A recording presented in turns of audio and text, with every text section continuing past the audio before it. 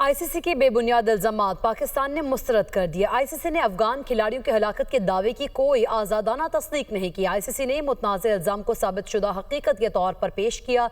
वज़ीर इत्तलात अता तारड़ का सोशल मीडिया पर पैगाम में कहना है, ICC, जेशा और अफगान बोर्ड के बयानात एक मुनज़्ज़म मुहिम का हिस्सा हैं।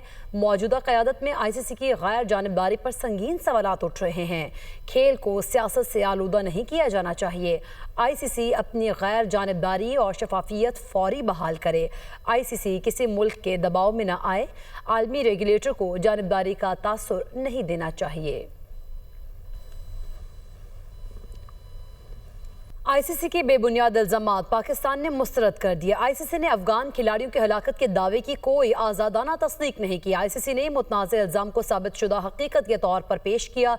वज़ीर इत्तलात अता तारड़ का सोशल मीडिया पर पैगाम में कहना है, ICC, जेशा और अफगान बोर्ड के बयानात एक मुनज़्ज़म मुहिम का हिस्सा हैं। मौजूदा क़यादत में ICC की गैर जानिबदारी पर संगीन सवालात उठ रहे हैं। खेल को सियासत से आलूदा नहीं किया जाना चाहिए। ICC अपनी गैर जानिबदारी और शफाफियत फौरी बहाल करे।